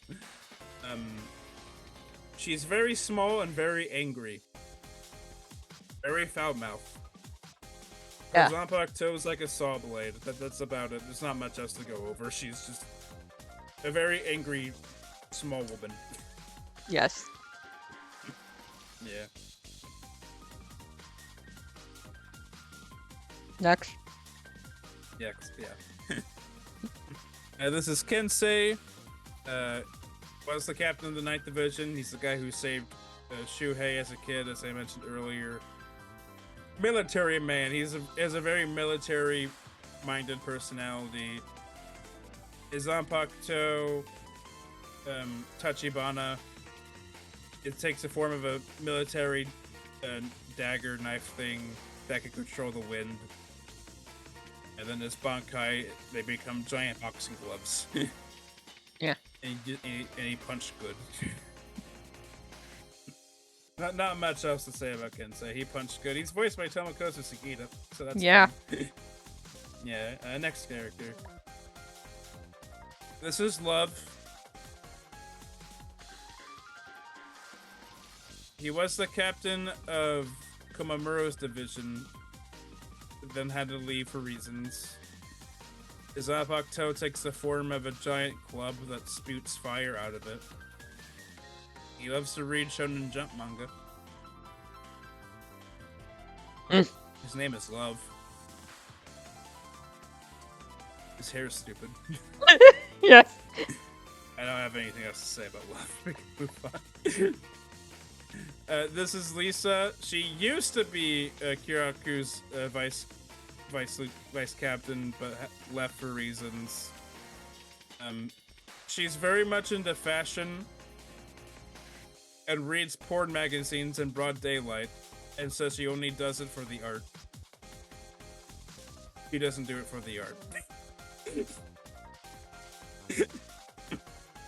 Yes. And she dresses like a sailor in a sailor uniform because she likes the aesthetic, not because she actually goes to school. She's a grown woman. She's very weird. And very trendy. And has glasses. Yes. Cool. Yeah. And then her Zanpakuto, forget its name, it becomes a spear. Yeah. It doesn't do anything, it's just a spear. Yeah, we can move on. Yeah, this is Rose. He used to be the captain of the 3rd Division. He loves classical music. And he's extremely dramatic. He's a theater kid. He's a theater kid and a band kid all in one! Yes. It's truly devastating combination. His Zanpakuto takes the form of a whip that can control sound. Because, of course, music. Yeah. He's neat. I like Rose. He's funny. Move on. This is Mashiro. She was Kensei's lieutenant. She's a Kamen Rider reference. Yes. Clearly everything she does is a Kamen Rider reference. Also, in the art she's holding her Zanpakuto, she never uses it. She draws it once, and it just kind of gets rid of it, and just fights hand to hand whenever she fights. She never uses her sword. We don't even know its name. Or what it does. So, she's very goofy. She's very silly. Very hyper. Hero of justice kind of thing. Has green hair. We can move on to the last one. And then this massive lad is Hachigen. He's the gentle giant of the group. He does magic. He has pink hair for some reason. Very big, very cuddly. Voiced by Donkey Kong in Japanese. I guess the previous Donkey Kong. Because he's Yeah, a new one as of Bonanza, I think. Yeah. It was Donkey Kong. He's very big. Very nice. He's the nicest member of this group of 8. I like him. Now to the villain group. Do we want to do the first one? We can look at him. Main villain, moving on. Ichimaru. Yeah, I do not want to talk about the main villain because that would require spoilers. A lot of spoilers. This is Ichimaru, a betrayer of the Soul Society, and the reason why I mentioned that Rangiku has depression sometimes, because they had a thing going on. very complicated thing going on, but a thing going on. There's more. Yeah. Gin is very snake-like in his demeanor. You never know if he's just being silly on purpose or if he's or what. He's very dangerous. If you ever see him open his eyes, you're basically dead. Speaking of eyes, fun fact, in the anime, they color his eyes a piercing blue, but in the manga, his eyes are originally supposed to be red. Honestly, I kind of prefer the blue ones. I think. I was about to say, like, I kind of prefer that. Yeah.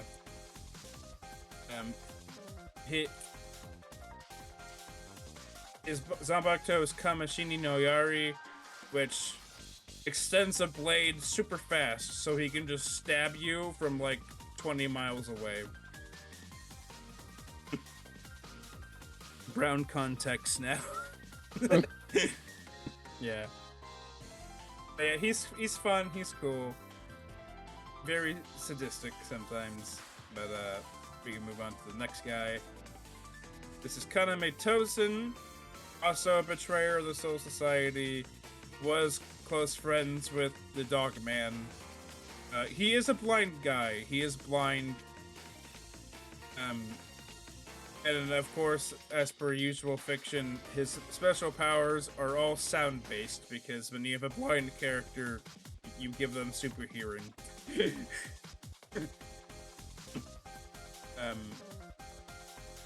Specifically, his Bankai basically turns the surrounding area into a void of nothingness that takes away your senses.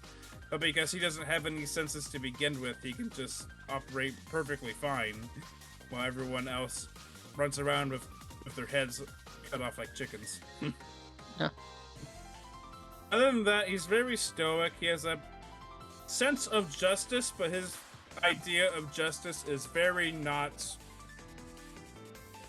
what anyone else's idea of justice is. Let's put it that way. He looks cool. He's honestly one of the coolest looking characters in Bleach. Honestly, I love his design a lot. Mm-hmm. Hey, yeah, we can move on. Hi, Yami. I forgot about you.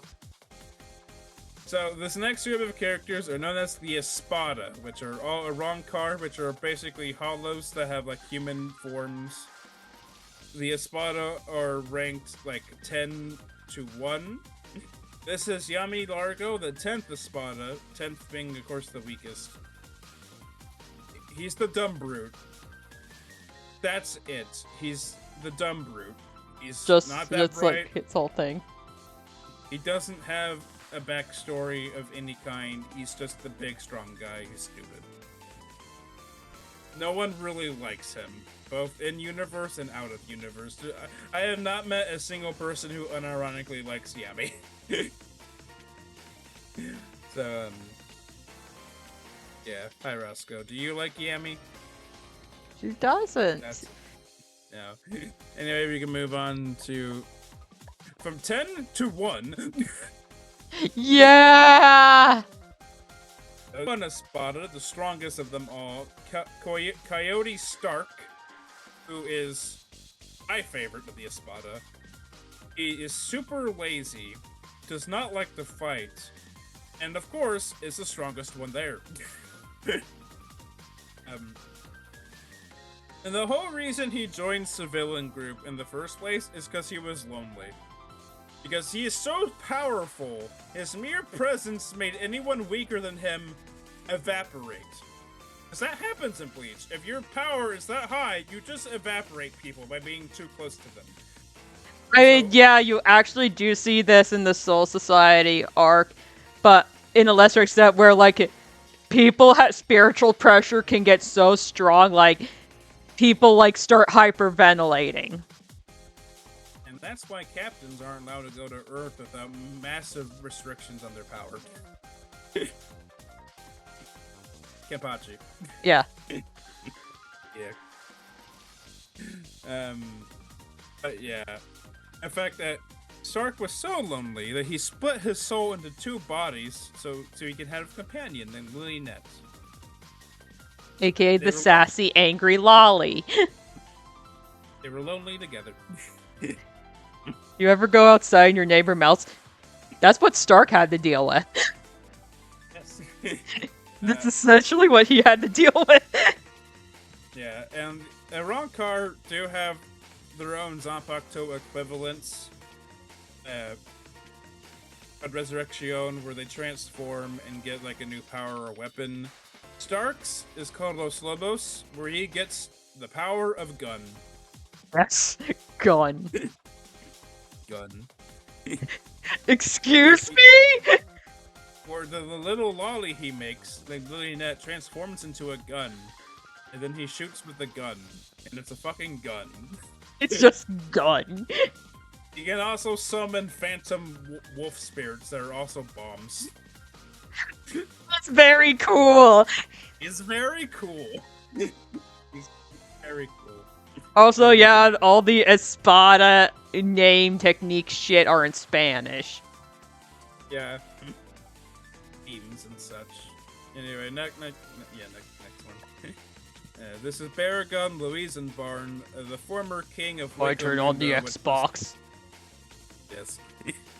Please, no, not like you, not like Lolly as in the term that describes a tiny person. Tiny child. Yeah. Not like you. It's spelled different. It's spelled different. Yeah. Yeah. Anyway, this is Baragon. He was the former king of Wikamundo, which was the home of the Hollows. As such, he is extremely arrogant, looks down on everyone around him, has the power to back it up.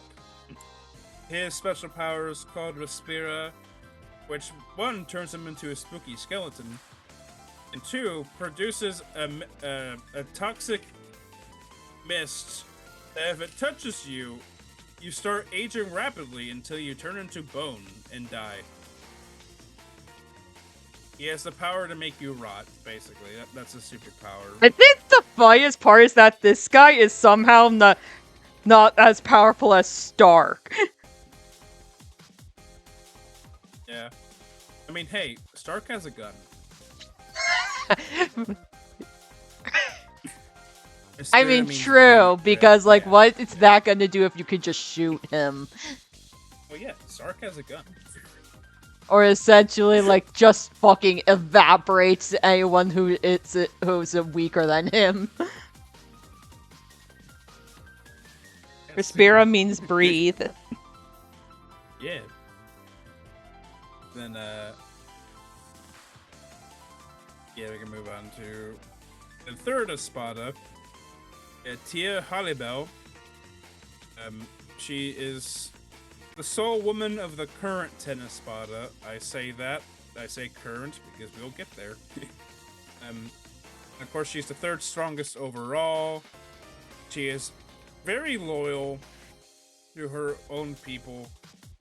Because, like, every Espada, with the exception of like, one, has what's known as a Fraction, which is basically either one person or a group of people that act as, like, servants / lieutenants / whatever. They're basically their subordinates. Yeah, and she treats her subordinates like family, because every Espada represents a different aspect of death. Stark's was loneliness. Haribel's is sacrifice, because she believes that a whole group should live for each other and sacrifice for each other. That's her philosophy. That for a group to survive, a group has to be willing to sacrifice for the greater cause of the group. Her ability, I forget its name, but she can control water. So of course Shark. She fights against she becomes Shark. Because almost all of the Espada are also based off an animal. The only exception is Baragon, who's the skeleton. But everyone He's else spooky is some skeleton. kind of animal. Like, Stark is, of course, a wolf. Haribel becomes a shark. Our next one we'll talk about. You will love the next one. I think I met a kin, and I met a knight. I get it. Yeah. Met a knight. Yeah. Anyway, next character. This is Ukiura Schiffer, the fourth Spada, and Ichigo's primary rival of this arc. Well, one of them. He has two in this arc. This one's the more quiet of the two. Yeah, he is the quiet nihilist. He is the nihilist of the group. That's his aspect of death. He is nihilism. He thinks nothing matters. His character arc is being proven wrong. And his animal is a bat. He is the Bat Boy. He is bats. Yes. His resurrection is called Murcielago, where he becomes a demon bat thing, and it's just stronger.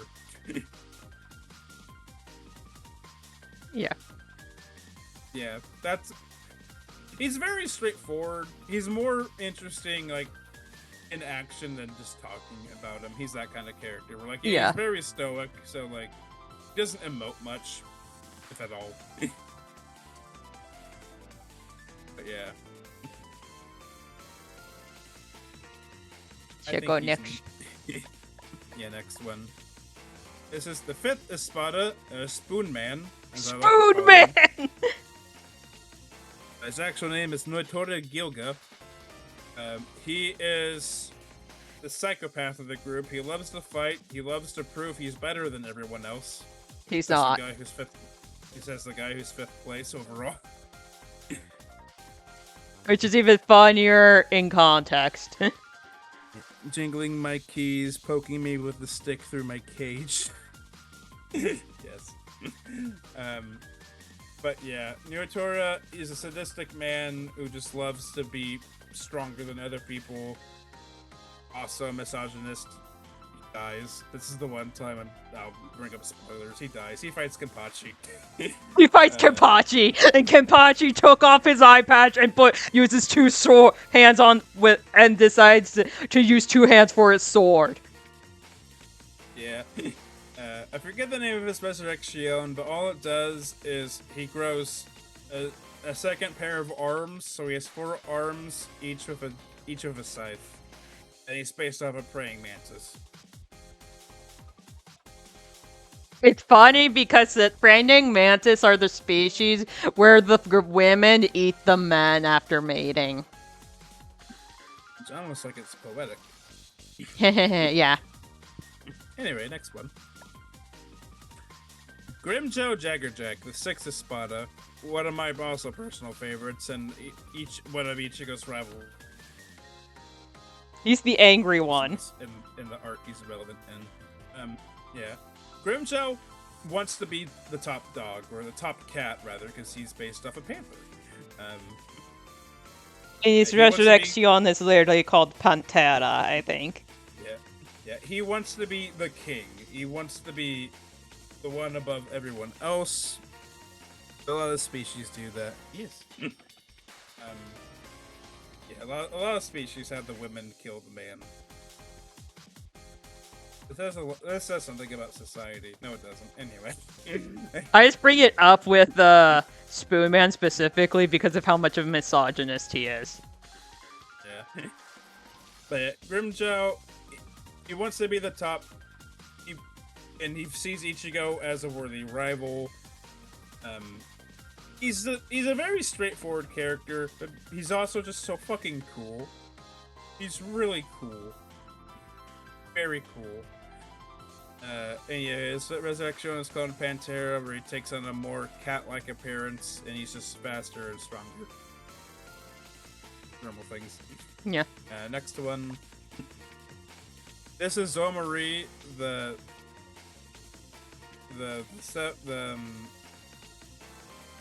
7th Espada.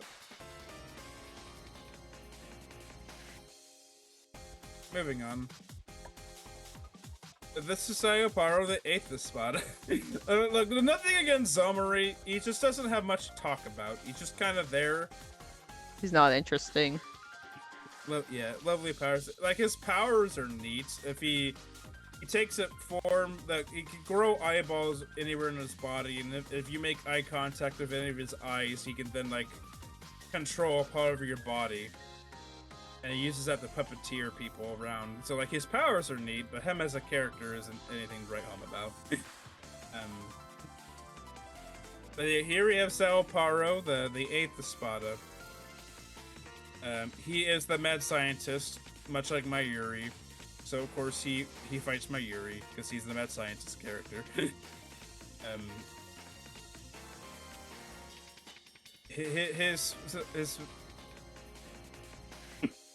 easy. I hate eye contact. Exactly. You're the perfect counter to Zomari. Yeah. Yeah. But yeah. Sao Paro's resurrection is called Forniticas, which literally just means to fornicate. And he's a lot of sexual overtones and Yes. undertones and even tones and odd tones and tones. His special power is he can trap someone in a thing, birth them out, and then birth out a voodoo doll of the person he just ate, and then take apart their organs bit by bit And crush them. and crush them. I think the in like the most recent Bleach fighting game, Rebirth of Souls, they actually went through the whole thing of like making like custom models for each of the playable characters, dolls. Yeah. I don't like him. Well, you shouldn't. He's a sack of shit. Yes. Yeah. Anyway, next one, who's a character. This is Aranero. Right now, he's taking in the form of a character who's not Aranero. Aranero basically can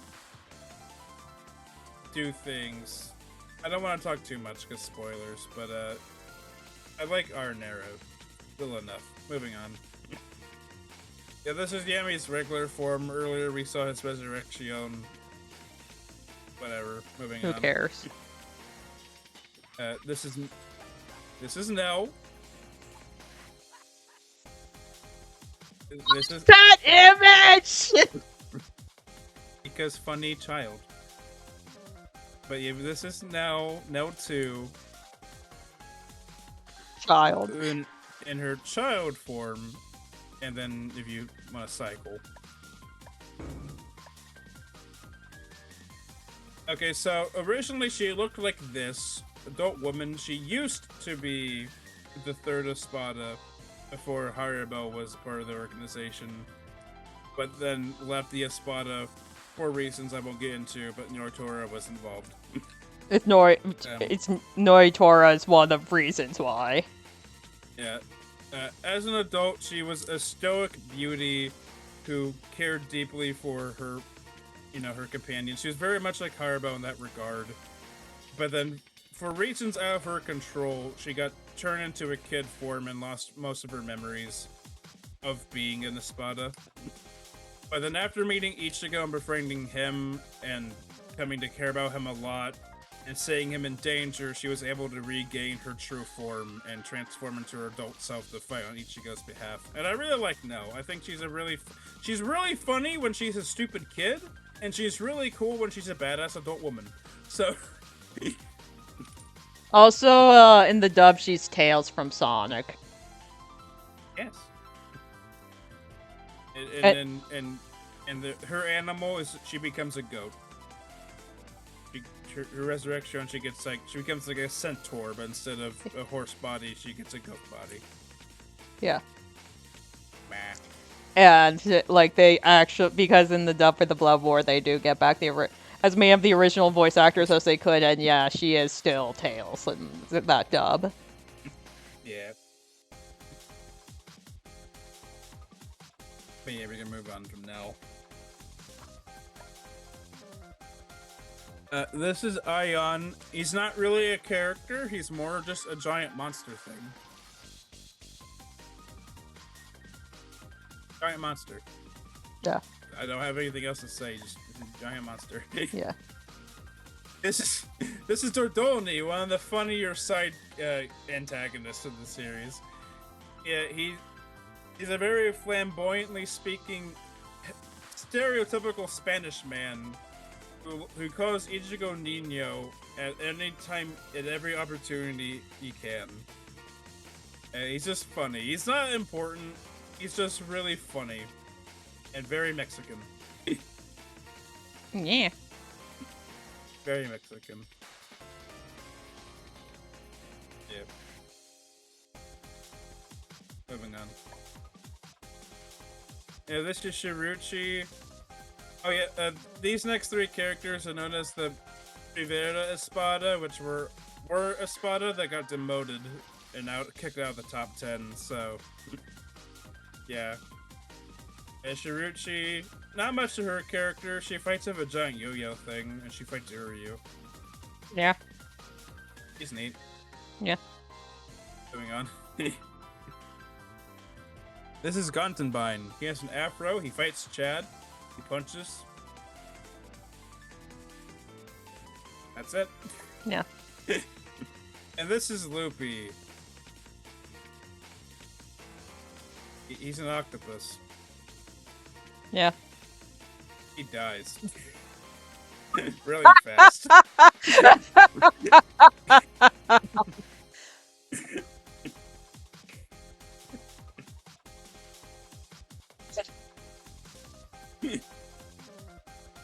But yeah, that's the roster of characters we're dealing with. Pick whoever you want to show off. For just I don't know. What? Do you want me to just do Ichigo? You can do Ichigo. You want to be his substitute, Shika, or Bankai? Let's do Shikai. I don't know what any of these mean. Yeah, just pick the first one.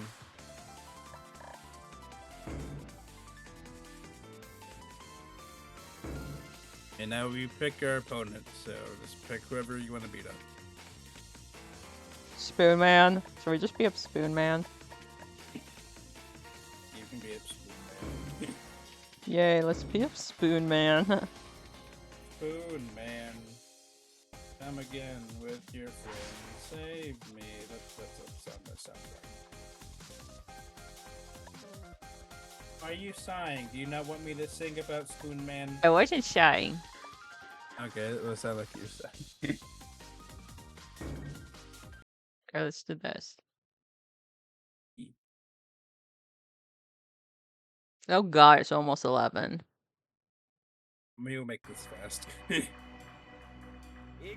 we'll just show things off. Ready? Fight!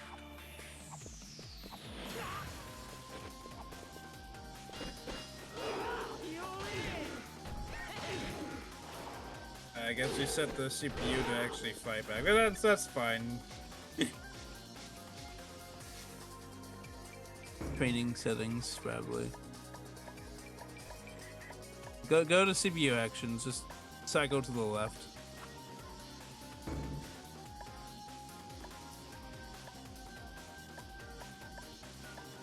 I guess Just go to dumb. dummy. You just dummy. That's today's stream lesson. Kill misogynist. Exactly. Yes. So this game was made by the same team that made the Naruto Clash of Ninja games. So very similar kind of control scheme. So if you remember how that played, then I don't. Oh, then you're not halfway there anymore.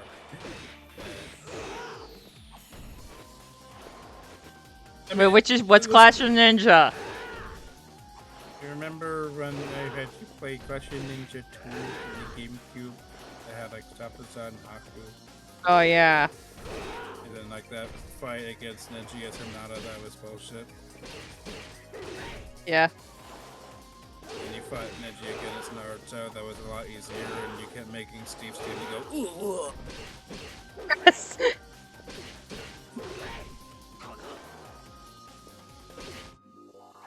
But yeah, Heat the Soul is not a hard game to understand. Yeah, you get as good as it is.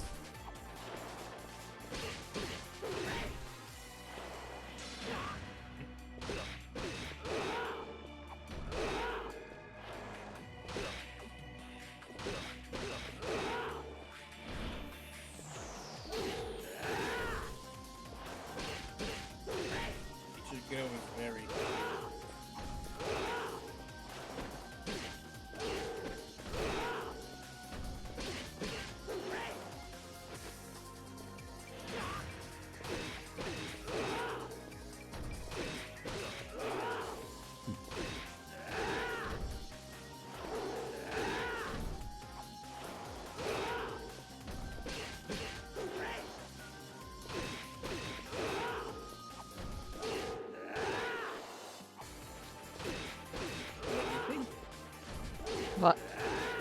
It's What fun. do you think of?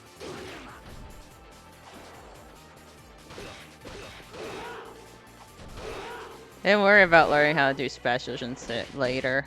Yeah, don't worry about it. I'm just here to show things off.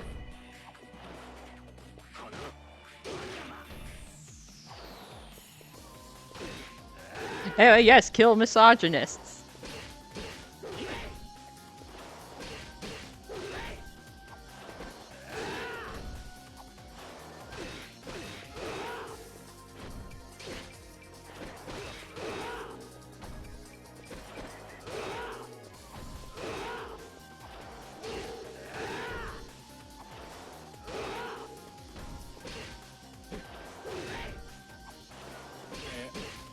Ichigo's establishing shot at the beginning of Bleach is like a perfect representation of his character.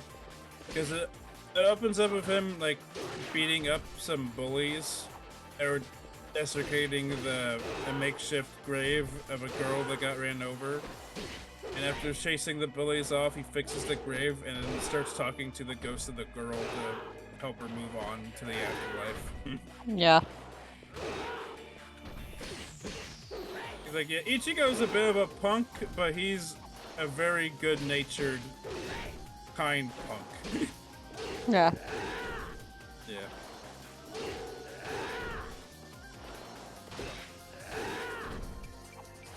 Also, there's a fun scene which, like, it flashes back to when Chad first met Ichigo, where Chad was getting ganged up by some bullies, and Chad wasn't fighting back because his grandfather told him to never attack another human being because of how strong Chad naturally is, because Chad could literally, like, rip out a lamppost, and this was before he awakened his supernatural powers.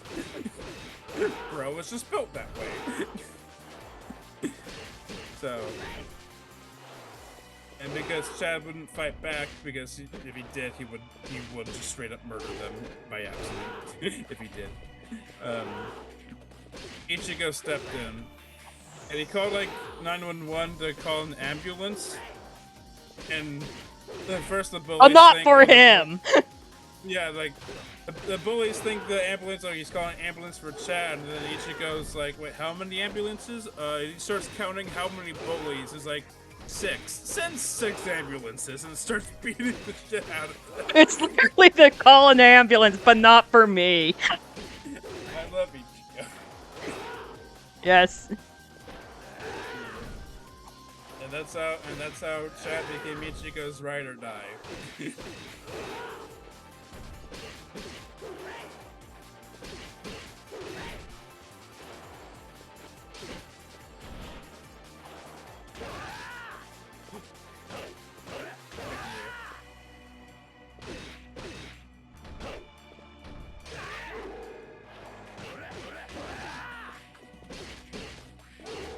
Remember to kill misogynists.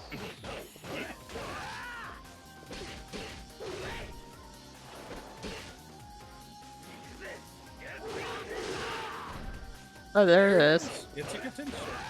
It's a good 10 show.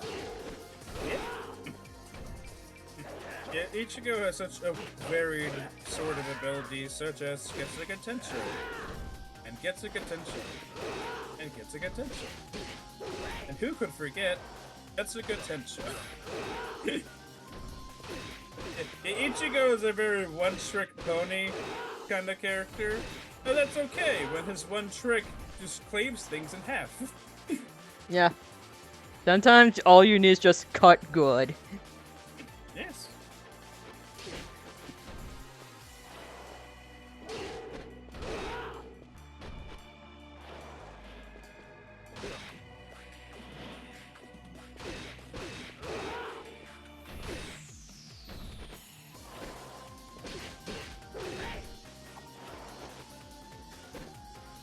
If you're beating up a guy and some other guy who intervenes starts counting how many people there are, then you're dead. Yes. Yeah.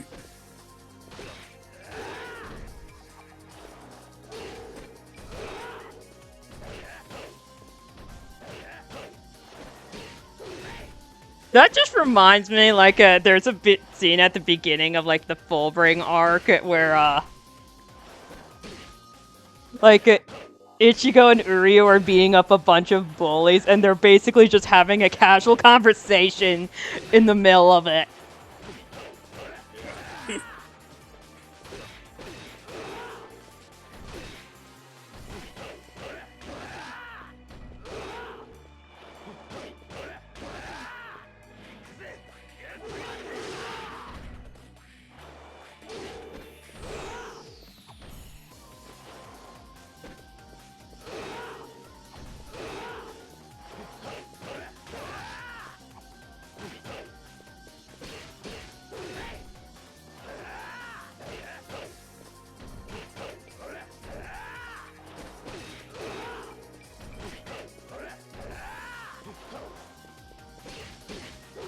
Cleave some guy, hi, how is lunch? Yes.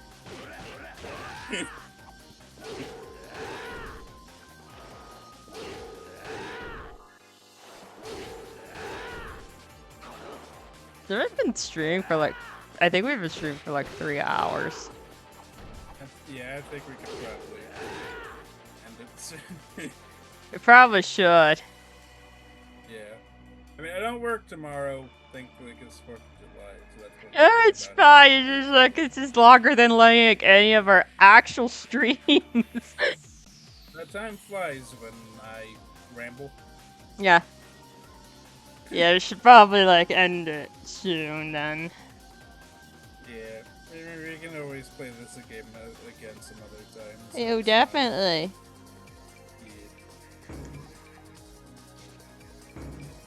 Yeah, that's why we have to finish, because you're getting eepy. Yeah.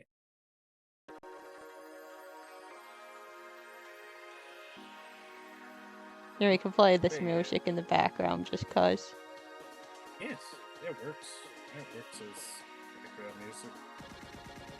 Okay, so we're gonna then go back to streaming on Monday, Yeah, where it's gonna be Dawn of Sorrow, I think. that's right. Band of Sorrow. Yeah.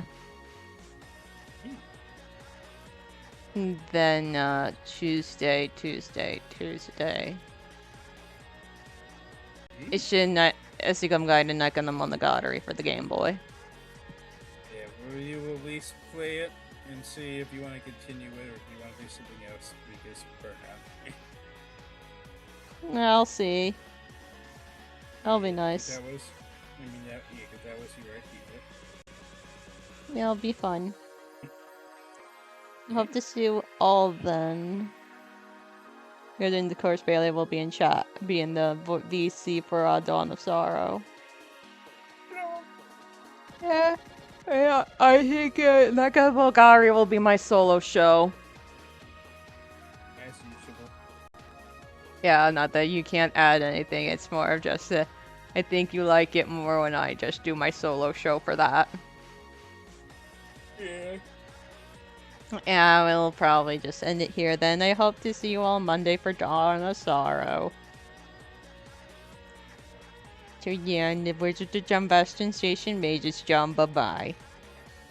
I Bye.